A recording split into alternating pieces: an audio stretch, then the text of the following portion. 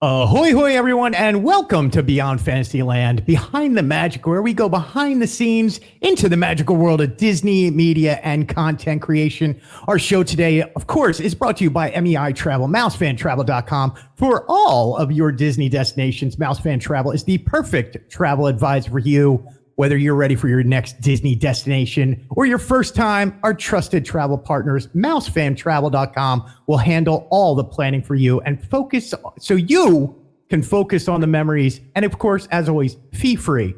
So there you go. There's our sponsor for today. Today, joining us, we have the one and only Michele and Scott Atwood from the Main Street Mouse, House of Mouse Expo, Lost Princess Apparel. Both Scott and Michele are co-hosts with me on the live podcast show where I get to join them every week and have some fun. I truly have a huge list of amazing things that Michele has done, and it's kind of turned into a bit on the live podcast show. But I want to be semi-serious for a moment and give her a good, proper introduction. So the list of accomplishments is massive. So I'm just going to do a little highlight, Michele. I'm already blushing, but go ahead.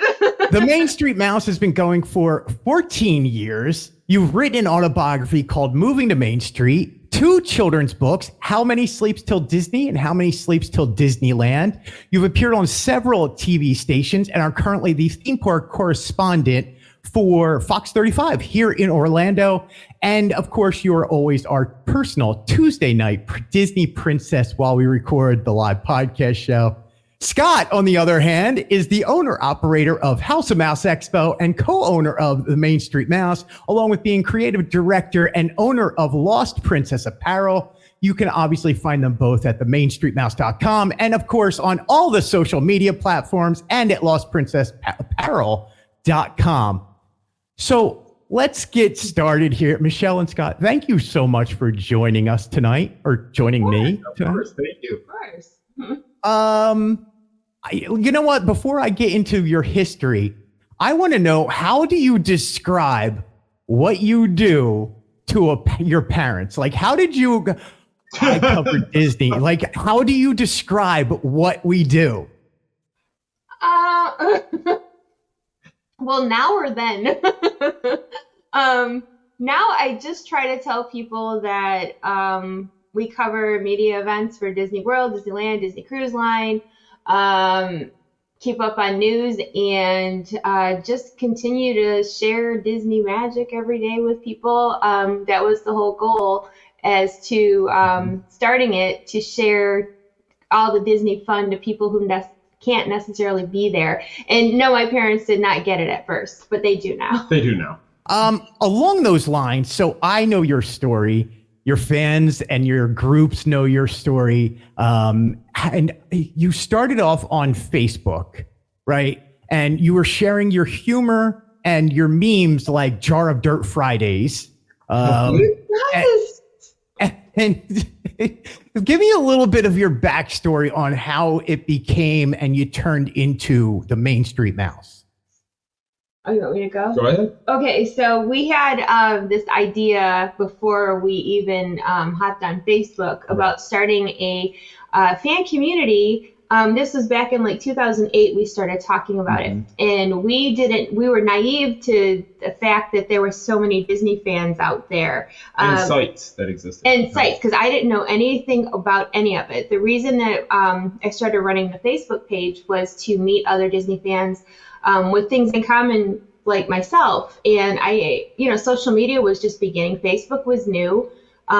So I just started reaching out, trying to find other Disney fans, people to talk to, share our stories about what we love at Disney, our family pictures, stuff like that. And go ahead. I to go along with that, because I don't mean to interrupt you, but I think I need you to add in at some point how you convinced Scott to then turn this into the Main Street Mouse. How did you convince Scott to join you on this? And I know Scott is a huge Marvel fan, but his Disney was not what your Disney was. No, actually, I'll take that one. So actually, in 2008, we were at Disney, and we were in the parks, and I came up with the idea of saying, there needs to be a site where people can just talk to each other. They can share their Disney photos. They can do this together. And being a web designer, back then it would have been easy to build something small like that to make it work. But I honestly didn't know about the other sites. Michele knew of a couple. She followed. I knew of one. That was it. All ears with Deb Wills. And back then it wasn't even what it is today as far as different sites. She basically had just photos of various resorts and things, and that's where I used to get my ideas of where I wanted to stay for when my kids were little. So no, it was just one of those things where he's like, well, I could build a website. And I'm like, well, let me dabble a little bit on social media. And then when 2010 rolled around. Yeah, I spent a year learning how to build a social platform, a platform where people would be able to interact through chat boards. We had all these ideas when we went out. It wasn't originally going to be a news site. It was originally going to be a place for people to go and chat, share photos with one another of their vacations. And we were just going to basically be like the tour book or the travel books that are we were going to be a website of that. Basically what Walt Disney World's site is, we were going to do the same thing with ours. Right. So how does that then turn into the covering of the media and covering of the breaking news? Because your fans at that point, obviously, and I'm throwing out some big numbers. People don't get these numbers anymore, but at one point you guys started getting like tens to 50,000 followers overnight some nights. Like how does this fan group follow what you're doing? Well, honestly, I just started it, like you had mentioned, I have a really twisted, like silly sense of humor. I guess That's a good way to say it. I laugh at most things. So I can fully attest to this. I can normally get Michele to laugh, and Scott can get Michele to laugh all day. I'm pretty easily amused. She is. So I got laid off from my job. My company got bought out in April of 2010. So and I had severance. So we had decided that if we're going to make this site thing work, now would be a good time to give it a try. And that's when I started the Main Street Mouse's Facebook page. He didn't really want anything to do with the social media, and he was still working downtown Detroit. So I took this as my like hobby, I guess you could say, or time filler. I did not expect it to do what it did. This was supposed to be just something fun for me to do while I was home, stay-at-home mom. And it grew and grew and grew. And like you had said, back in the early days of Facebook, up until about 2014, there weren't restrictions as far as if you liked a page, you saw a page. Right. And that's how I grew my followers organically, because it was just consistency and there were no limitations. Right. As time went on, and obviously today was worse than ever, but it got harder and harder for people to see your posts. But I think the consistency, the humor, and then just sharing that magic like daily, the stuff that people really wanted to see, people that were missing it, it just grew into what it is, and I never anticipated any of that. So how do you go from hobby time filler and working at a Fortune 500 company, being an accountant, to all of a sudden now you're living down here at Disney World? At that point, I mean, you're just getting the engine revved up and it's about to blow up. Like, it's about to become amazing for you guys. Right. So at that time, we had no sponsors. We had no revenue coming from the Main Street Mouse. It was all Michele and I paid for every dime. Our hosting, we paid for anything we needed. We just bought it because we didn't want somebody to come in and kind of tell us how to run what we wanted to do. We had our idea. We wanted to do that. Well, 2013 in May, my company laid me off after almost 20 years. And so I tried calling her. She was cutting the grass when I got home. And I pulled up. Which I like to do, She liked to do, but I get home, I had tears in my eyes. I mean, after being at a company that long and being let go, and I got home and she just looked at me. She goes, "It's going to be okay."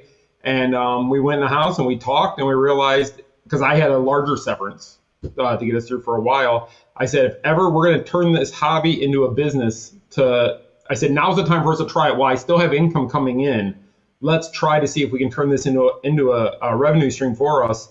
And that's what we did. And at that point, I had already been pushing our socials for 3 years. Right. So I had already put in countless hours of work for no money, of course, and just building it for 3 whole years. And he didn't want to bring the site back for a while there. It was just Facebook. He was That's like, before I was like, yeah, so before you were laid off. Right. And I had talked him in 2012 into turning the actual website back on. So I had laid the groundwork before all this. and I had one caveat to bringing the site back, because I told her, I said, to do it the old way where we just had information out there. I said, no, I said, we need to do a blog. And her reply to me was, what's a blog? She had no idea at the time.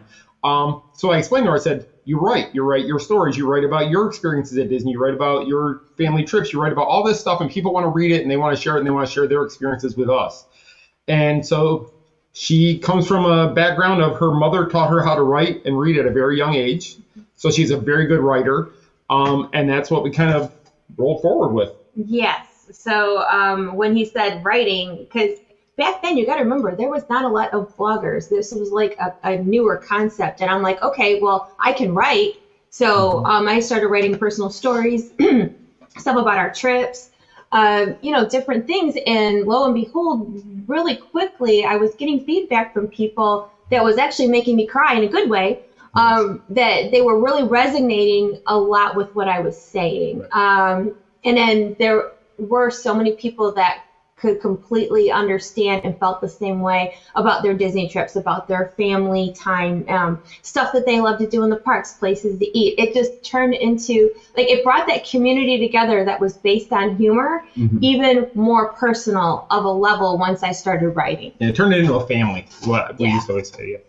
Right, and that's what I've noticed about your fan group out there. What is it? What is the actual Facebook fan group? It is Disney Fan Nation.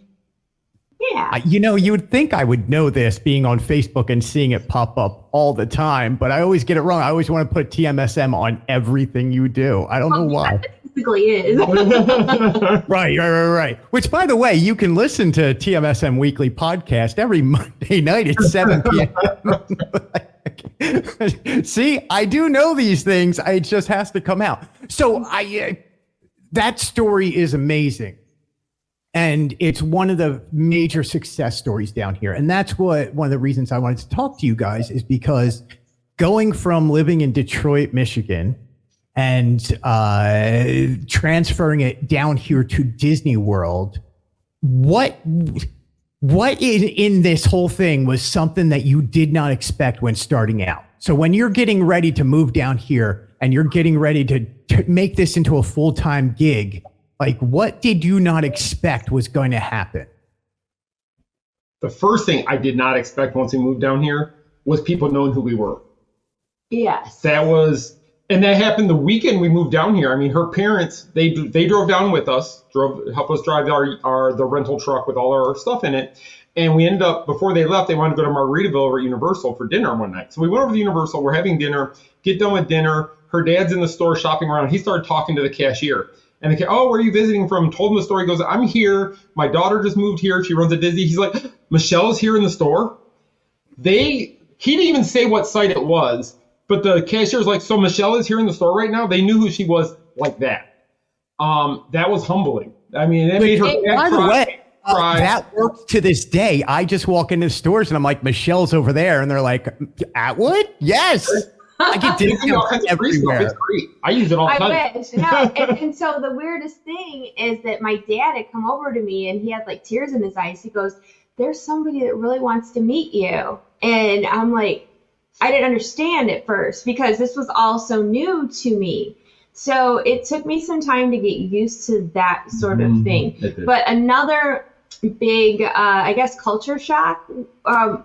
Florida is very different than the Midwest as far as the people. It's more of a community up north. You know, you quite neighborly, and down here everything is kind of far, distance out with people.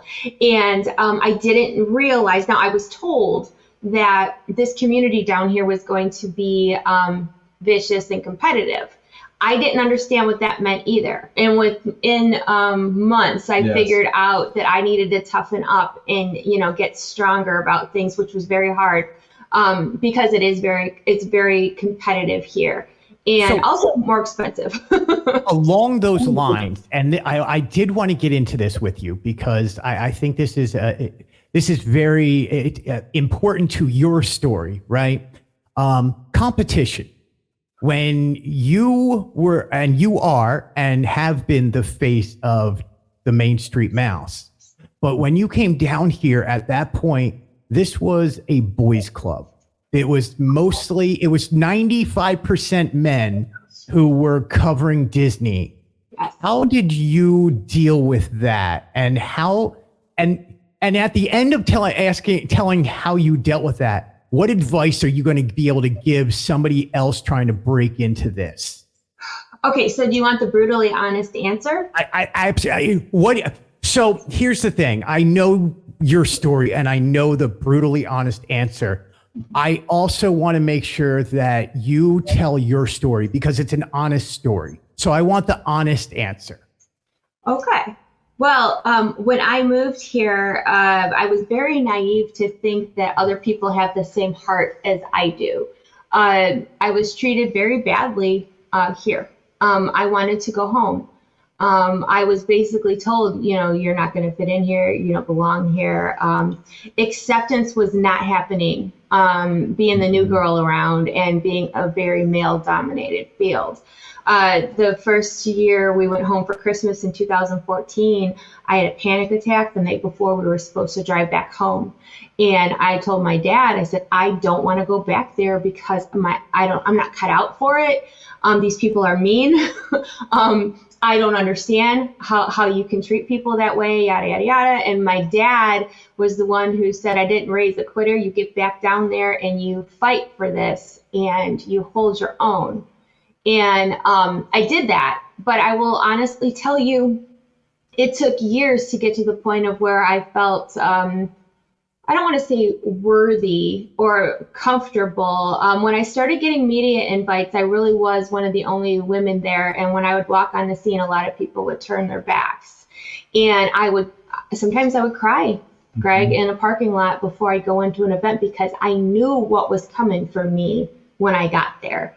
And it took a lot of picking myself up again, reassuring, taking other people's who actually care about me and believe in the work that I did, to keep fighting and to not give up and to realize that I do belong there. I did work just as harder than some. And you have to know your worth.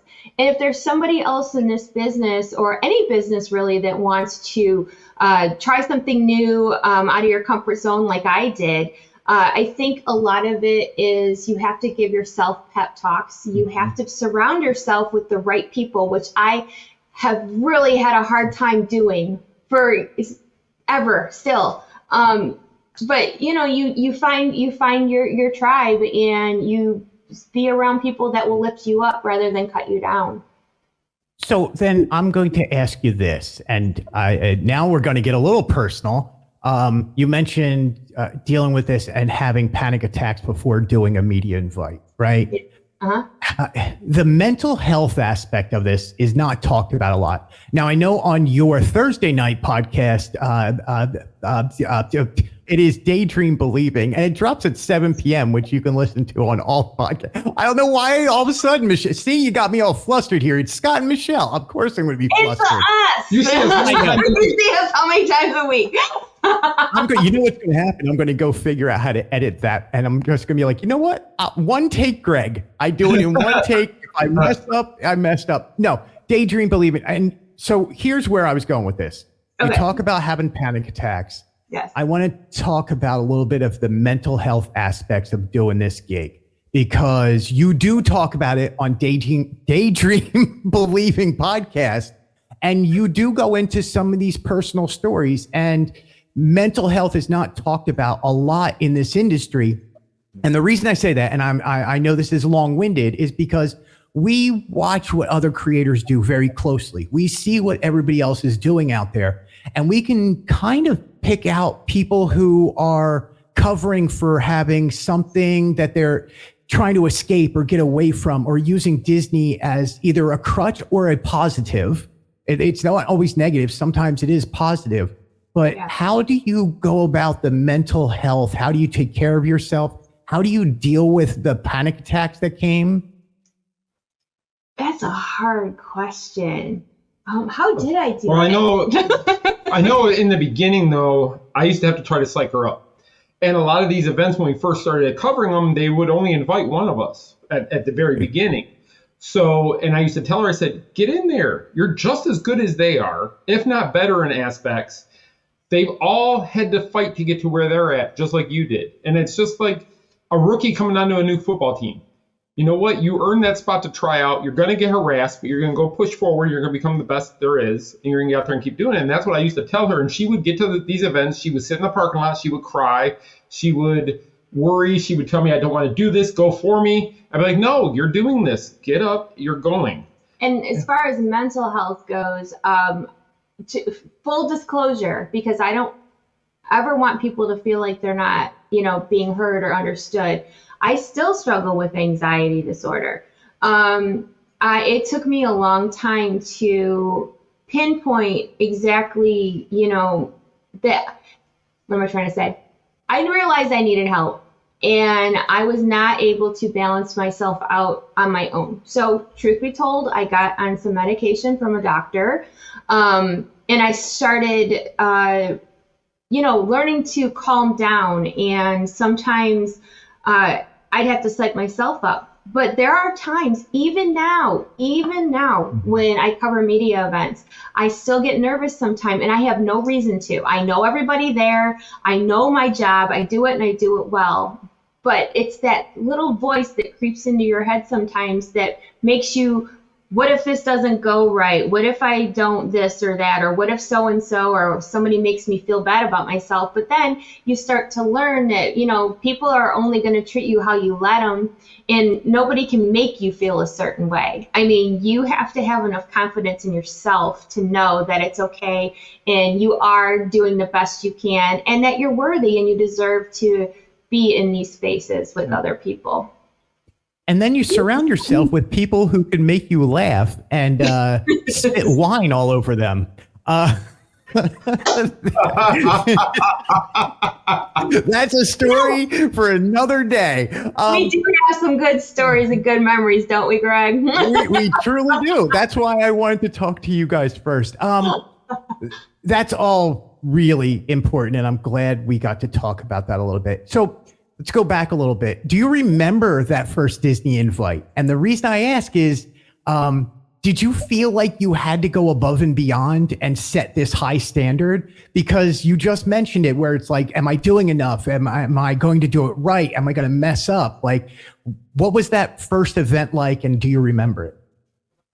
Well, so the first event, I got the email that we were invited to the Pandora event, the opening of Avatar and all that. We had never gone to an event before. We were nervous.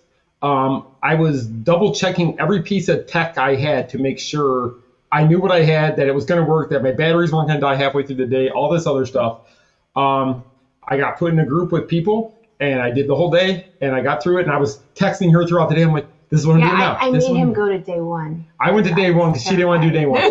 Day two, though, was the opening of Happily Ever After. Correct? It was. So in the daytime, I got to explore the land, do Flight of Passage and do all these things, try out the food over at Animal Kingdom. And then that night was the debut of Happily Ever After. And they had an area blocked off for media. And I knew some people in there from covering non-Disney events like SeaWorld and, all that kind of stuff. And then... But I was scared, and I felt like I had something to prove. And when you get on Disney's media list, there's so many other facets to it and so many other people. People that, and I still don't know who anybody is because I keep my eye on my own paper. I don't pay attention to what other people are doing, but back then I really didn't know who anybody was. Mm-hmm. So it was kind of, not to sound pathetic, but kind of lonely at first because here's me standing there with myself on my phone and doing my work, and nobody's talking to me, and when I know, like, the violin. I'm gonna say something really nice here, because when I first started, you were one of the first few people to say hello and welcome me into the group. And I guess it must go back to you not feeling that way, so you make new people feel welcomed in there. So You are. look how that's turned around. You know what? Because, You're the reason he's around. Yeah.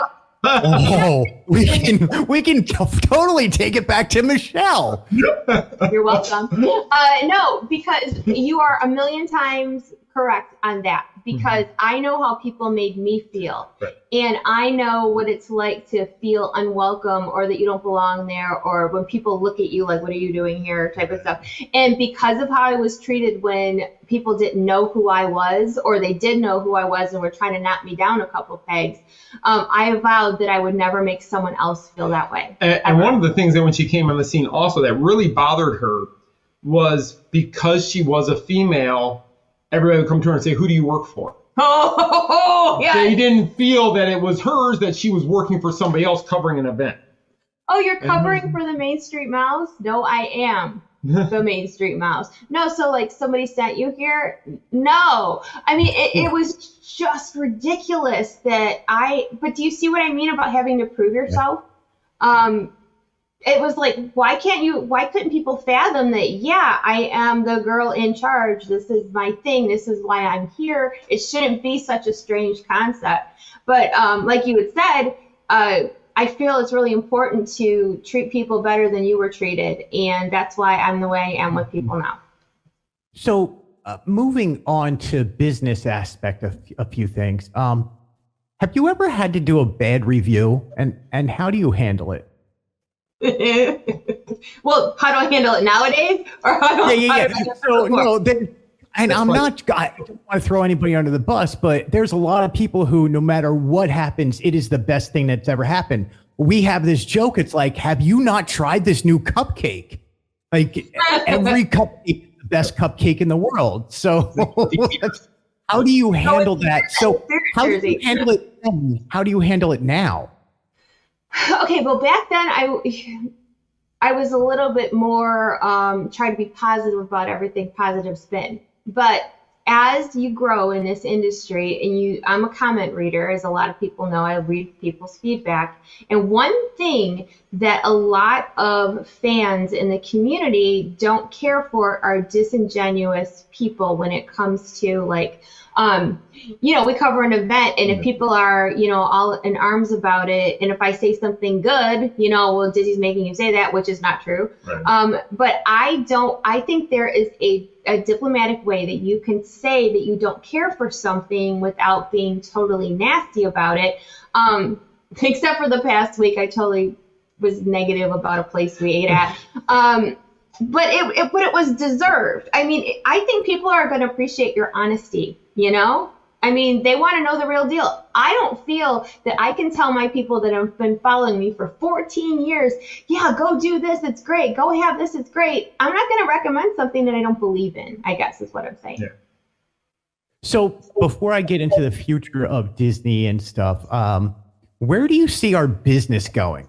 Like right now, it is a lot about 30-second snippets, news is being shown on TikTok and Instagram. Is there a place for the long form article? Is there a place for us in this world right now? Where do you see this media bubble going? My opinion, I think it's going to cycle back around. I really do. I think eventually, as people get older, they're going to realize they're not into the Instagrammers and the TikTokers and that type of media, that they actually want to know, okay, you showed me the castle, but you didn't tell me what was the new thing they were doing on the castle. You just showed me pictures of it. I don't know all the details. I'm not there every day like you are. Or, yeah, you went to this restaurant, you took pictures of the food, and you had that one meal, but was it good? You didn't really say. You just danced around for 5 minutes. Said, new menu at so-and-so. Come eat, come try it out. And it's like, I want to know what it is. And I think eventually, not for a while, I think this whole little fad of the instant 30-second and minute-long piece is going to take a while. But I think eventually, like everything, it's going to come back around to what it was. And the ones of us who are doing it that way now will be the ones that are still doing it then, where the people who are doing it now for the quick 30 seconds a minute, they're going to fade away because they're not going to know how to take what they have because they don't have a website or they don't have a blog. They have a TikTok page. They have an Instagram page. They have a Facebook page even, but they're not really putting out any content. They're just putting out videos and pictures, and that's all they're doing. There's nothing behind it. I guess you could say there's no heart behind it. It's just, this is how I make money. For people like us, we don't do it for the money because obviously none of us are rich. None of us are well off.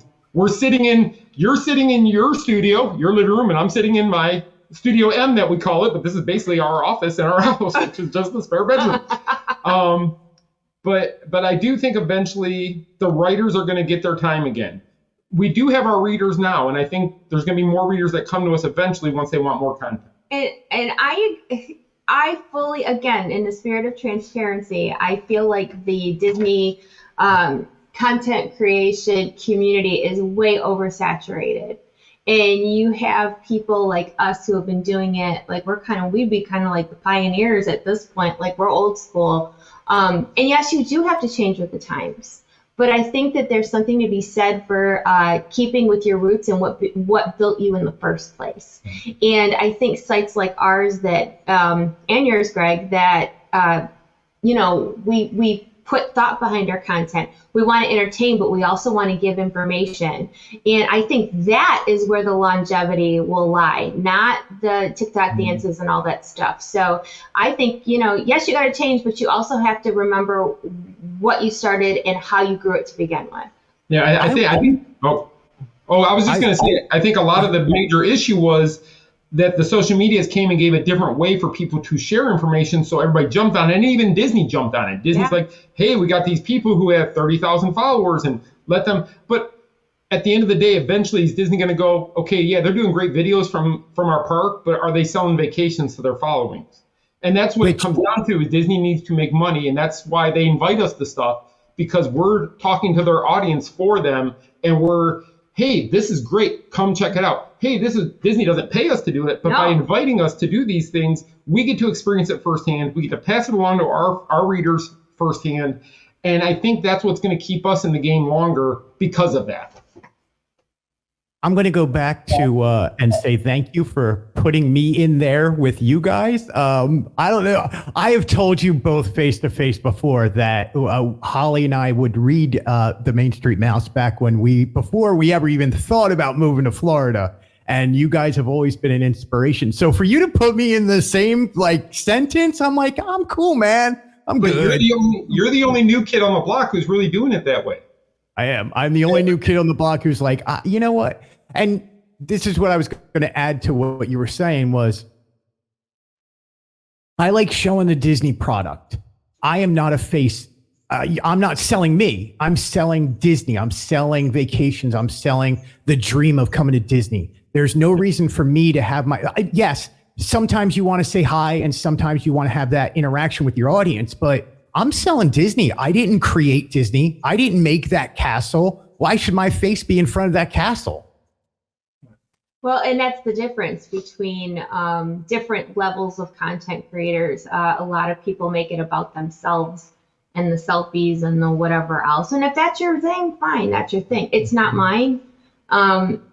And I don't know if it's because, I'm not 20 or if it's, I just feel like if something's not broke, don't fix it, tweak it. But it's still important okay, here we go. I'm that girl that if everybody else is doing something, I don't want to do it anymore. I don't follow the trends. I never have. Or if I like something that's popular and all of a sudden it's huge popular, I'm like, you know what? I'm going to take a different angle. Because I think individuality is important. You have to do what you're comfortable with and your personality. You shouldn't, like you said, as far as, you want to give information, but you don't want to be all in front of the camera all the time. Right. That's how you do your reporting and your stuff. And you have to do what makes you comfortable, not do whatever just because 100,000 other creators are doing that. It sets you apart if you stay true to yourself. And one thing about us too is Michele and I have always thought outside of the box of what else can we do? What else has nobody else done? So we had a magazine at one time, and we're thinking about possibly bringing that back. Now, there was other magazines out there, but nobody really had a site and then transitioned to the type of magazine. We had our site going and everything running fine over there, and we didn't shut that down, but then we added the magazine. Then we added our live on locations. We're at Disney Springs, and we partnered with them to do those shows from their different venues. We did our Monday night live show on Facebook. We were one of the first ones doing a live show every Monday at 7 o'clock to talk to our audience, and people were chiming in. And there was times we had 25 and 30,000 viewers watching us do a live show on a Monday night, which was just Facebook became what before Facebook shut it down. And then House of Mouse Expo. I mean, that was really taking a leap of faith of something that cost a lot of money out of us and really hurt us financially. But we took that chance and we took that risk to see, hey, what can we do? But we've never stopped doing the Main Street Mouse. We've never sold Lost Princess Apparel. We launched Lost Princess Apparel. But I think that the thing we have, and a lot of the other sites don't, is we're both in this. Where a lot of the other sites, the spouse or the partner at home may have another full-time job, and that's how they make sure the bills are paid and they don't have to worry about stuff. No, I didn't mean you to call it out, but like me and her, every day we're trying to figure out a way. How can we make it to where our families is okay? And what other things? So we've always prided ourselves on, we always think outside the box. There's never an idea that won't work. It's stupid. Why are you thinking it? No, every idea we address it. If at first we don't think it'll work, we tweak it, we bend it, we make it work to where eventually we see it can work. Me and you have talked about that, Greg. Me and you've had so many ideas about stuff we want to try. And I think that's the part. So many people get comfortable with their site. They get comfortable with what they're doing. They don't think they can do anything else because I'm so busy doing this. How can I expand? And if you don't expand, you will eventually fade away. Right. You have to do more. Right. And like he mentioned, House of Mouse, that was like his dream, and he supported everything that I do, whether it was the Main Street Mouse, writing books, going on the news, radio, whatever. He was my push. And so when it came to the expo, it was reversed. Now it's time for me to support his dreams and make him realize how good he is at doing things. This man put on a whole expo by himself, basically. All the planning, all the celebrity guests, all the travel, everything. There aren't no experience. There aren't many people that can do such a thing. And I can attest to that. I watched Scott the last time put the whole thing on together, and I was like, do you need any help? He's like, it's my, and I was like, you know what? It's his thing.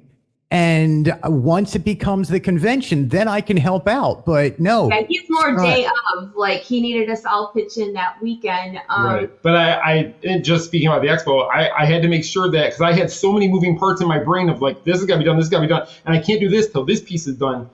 It's hard to say, hey, Greg, will you do this part for me when I'm not even there yet mentally to tell you how to do that part. And same for me, like even I would be like, can I help you with something, whatever. And it was mostly like, well, not yet. Mm-hmm. But my whole point was that as far as adding onto the Main Street Mouse, that was like the biggest undertaking that we had ever tried. And we did 3 years of that. And it's definitely something that no one else in our community has done. And I'm proud of that. And it was funny because after we did it, everybody came up to us and goes, yeah, I thought about it. Yeah. But I didn't want to take the chance, or I didn't know how to go about it. And it was just funny to hear everybody say, I thought about it. But the same thing when we did. So then how did Lost Princess Apparel come about? Was that a COVID thing, or was that coming to fruition before COVID? Before. Yes. Well, actually, so let's go back to 2017. Yeah. So 2017, we went to D23 for the first time. And we were really struggling at the time financially for anything. Our site was doing well, but we didn't know how to monetize it good to where we didn't have to stress every month. Florida's expensive. We were still adjusting to living in Florida. So, but we did everything we could to get to D23. Disney invited us. We made sure we got there because they invite you, but you still have to get yourself there. You have to find a place to stay and all that stuff. You know exactly what I'm talking about. So we got out there and we're walking the floor. We're making connections with all the different vendors on the floor and such. And LuLaRoe was there, and they had recently launched their Disney line of clothing. And Michele had known about them, and in our media swag bag, there was a couple pair of the leggings in there. Michele, in the media bag, there was leggings in there. Yeah. And I had never wore them. Right. So Michele got them. So we went back and we wanted to talk to them. We just wanted get information so we could put it out to our readers more than anything. Well, while we're standing there talking, we were talking to the son of the owners. They're like, hey, my mom and dad are going to be here later, the owners, and we want you guys to talk to them. Can you come back in like an hour and a half? And we're like, okay. So we came back an hour and a half. And it was funny. So the husband pulled me aside with his assistant. The wife pulled her aside with her assistant. And they like sold us on, hey, we think you guys could sell this for us. And we're going to waive everything. You guys can sell Disney from the start. Most people couldn't. You guys can just buy Disney. You don't have to buy any of the other stuff. I mean, they really wanted us involved. And we only did that for less than a year. Yeah. Eventually, we decided we did a wholesale for another company.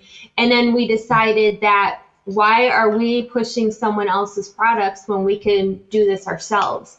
And during COVID, honestly, the mask sales really set us up to rebrand Lost Princess Apparel into our own company. Yeah, we were selling for another company as a wholesaler for them, but we made the money came in off the mask sales to give us enough nest egg there to start our own line, to find, because we had figured out who manufacturers are. We figured out how to do the things, and I started reaching out to people, and one thing led to another, and here we are. We launched our own brand, and now we are 4 years into it. September 1st. And now you have leggings with pockets. We have leggings with pockets. Nobody else had them at the time. Yeah, and isn't that crazy? By the way, just full disclosure, as a man, I do wear them. Sometimes on the hottest days of the year. They're comfortable. And he loves the skirts. We don't judge, Greg. No worries. Look, man, I got no fear. You want to throw me in a skirt and take some pictures? I'm going in a skirt. Yeah, you know, I'm the new spokesperson for you know, this is going much longer than I thought. So I have 8 questions I'm going to ask every guest that I have on this show. But before I get that, I do have one more major Disney question. And that is, we're doing this for 14 years, doing House of Mouse Expo, doing Lost Princess Apparel. What does the future of Disney parks look like? And I could go the whole company, and I don't want to do that. So we focus mostly here at Disney World. You guys are with Disneyland and Disney Cruise Line. What does the future of the Disney parks look like? Ooh, you want me to go or you want to go? I can go first if you want. Okay, you go first. So I think the one thing, like you mentioned, we cover Walt Disney World. And I think Walt Disney World, as Walt said, is always going to be changing. And nothing is safe at Walt Disney World. No ride, no attraction, no nothing, I don't believe, eventually could be not taken down and replaced with something else, because they need to stay with the crowds. They need to stay with what the tourists want to see when they come here. Disneyland, I don't think is going to change much. They're going to add things, but I can't see them getting rid of some of the attractions that people just absolutely love. I mean, I'm not saying we're going to lose Haunted Mansion here. I'm just saying, like, Tom Sawyer Island was a huge thing losing that. People were blown away that they would take out something like that. But business-wise, I understand fully. It's a lot of property that's just sitting there not being used. So I think the parks here are going to evolve. And as the writers of that, we have to evolve with it to make it, to either embrace it and love that the company is doing this and sell it that way, or we have to take it and like, you know what, I don't like what they're doing. And we could be vocal about that, I guess, also, if we don't like something, but we have to give it a try. And I don't think that you have to necessarily like everything that Disney is doing. Like, for one, I don't like everything they're doing right now. But we also know that we have to change with the times. And for me, so for somebody who doesn't like change, I just try to think back to the things about Disney parks that made me love it in the first place. Right. And those things are still there. And I think that they will continue to be there. I don't ever see myself walking into Magic Kingdom and not recognizing anything about it. So I think it's just about balance, you know, keeping the nostalgia and the things that you love that are, you know, that have history there, but also welcoming new things, you know, that we have to. And I've never thought that the parks were great because of the rides, because of the fireworks. The parks to me have always been great because of the cast members. The cast members make the magic there. It doesn't matter how many times you ride Slinky Dog or how many times you go on Seven Dwarfs.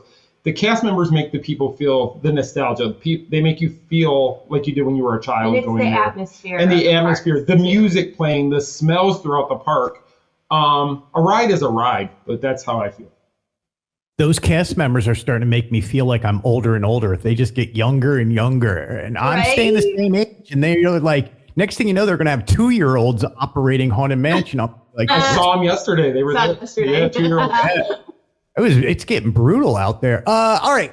Thank you so much. I just want to have some fun. I got 8 questions I'm going to ask everybody, kind of rapid fire. Either one of you can answer, or both of you can answer, however you want to do it. So I'll start with this. This is from, if you remember, Inside the Actor's Studio. He had all these great questions. So I'm adapting that and adding in a few Disney and media questions into this. So, do you have a favorite Disney memory or experience? I do, but you want to go? Go ahead. Okay. Probably it's 2 in 1. The first times that I took my own children to Disney and saw their faces at the fireworks and the parades. Those are memories that I will always cherish. Yeah, for me, it would be when my dad brought me, my parents were divorced, so my dad brought me in like in 1981, and it was just a trip of me and him down here. And I just remember doing everything with my dad and the pictures I have with me and my dad. So to me, that's very special to me to have that memory. And he kind of introduced me to Disney. What Disney sound or noise do you love? Me, it's the train whistle. Yeah. There's just something in the train whistle. To me, because that whistle is just so unique, and just I'm at Disney when you hear that.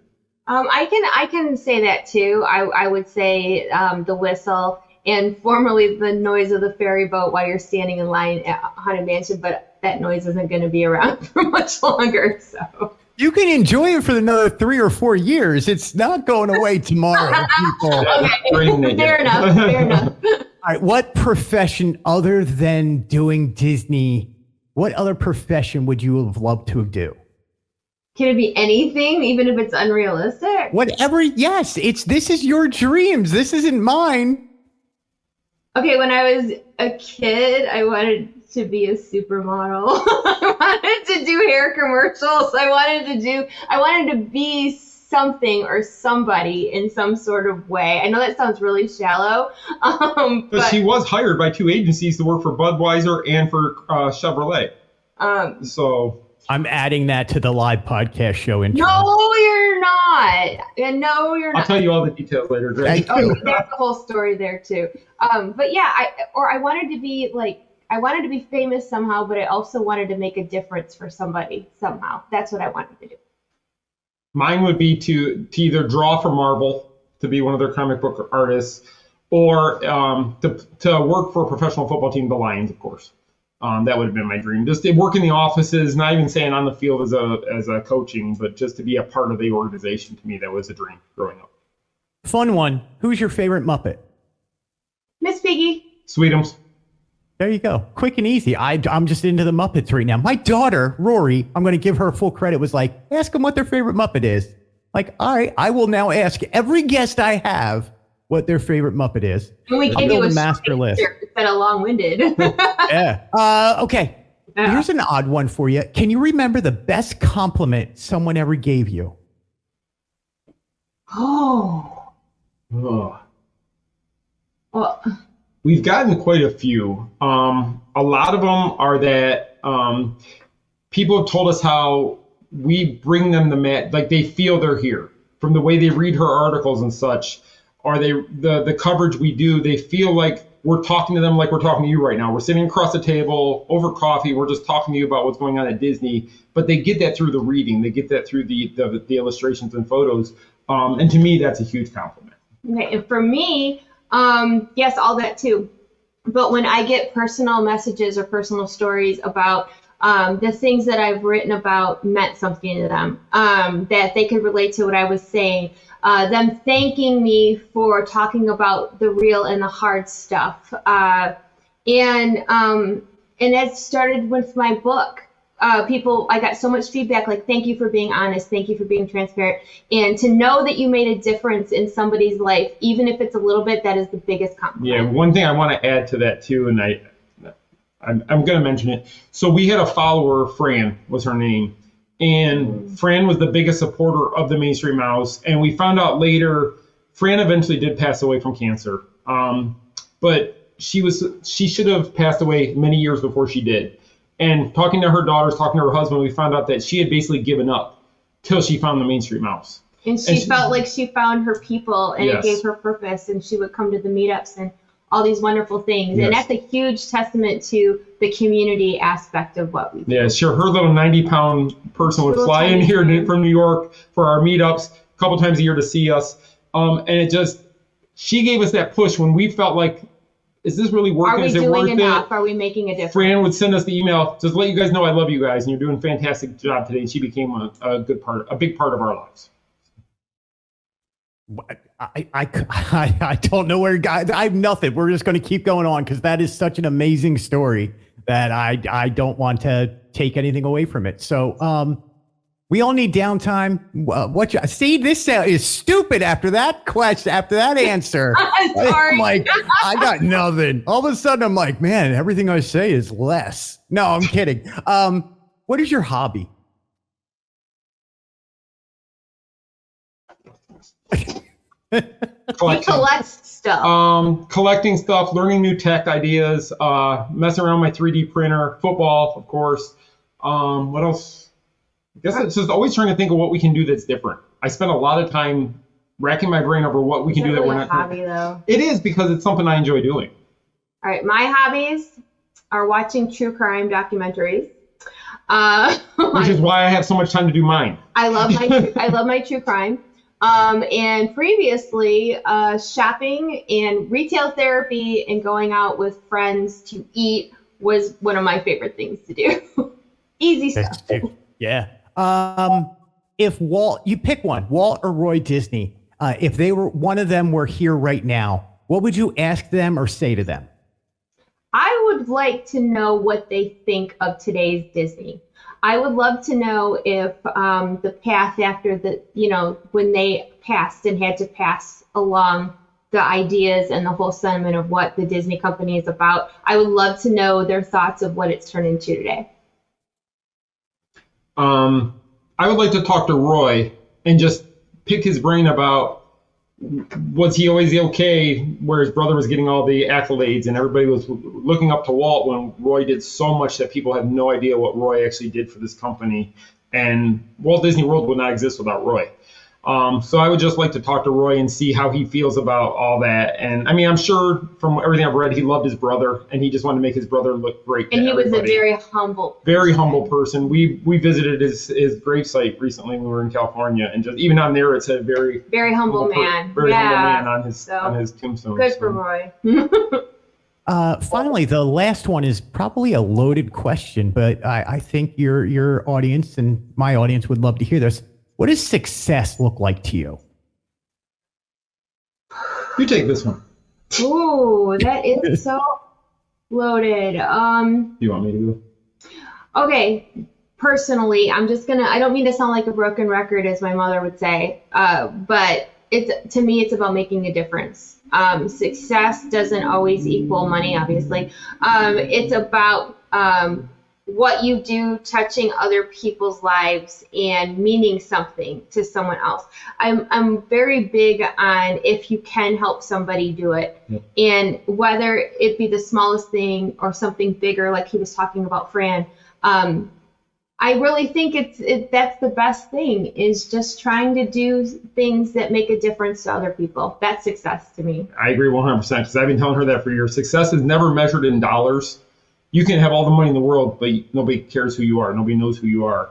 But if you can actually make a difference in people's lives, if people actually can't wait, if you give people that smile every day, if you give people something to look forward to or something to be happy about, I think that's success. Ladies and gentlemen, the Main Street Mouse, Michele Atwood, Scott Atwood, thank you guys so much. You guys have been listening to Beyond Fantasyland, Behind the Magic. Go check them out. I mean, I don't even need to tell you. If you probably came here because you're fans of them already, and I'm the back end of this. So themainstreetmouse.com, all on socials. Lost Princess Apparel for all your skirt and leggings with pockets, and then of course House of Mouse Expo. I'm sure Scott has got this going on in the back of his head for who knows whenever. Nobody's putting you on the spot, Scott. Okay. Yeah, you both are. Yeah, what are you talking about? I got nothing here. I did nothing. Ladies and gentlemen, the Mainstream Mouse, thank you both so much. I appreciate you both. Thank you for having us.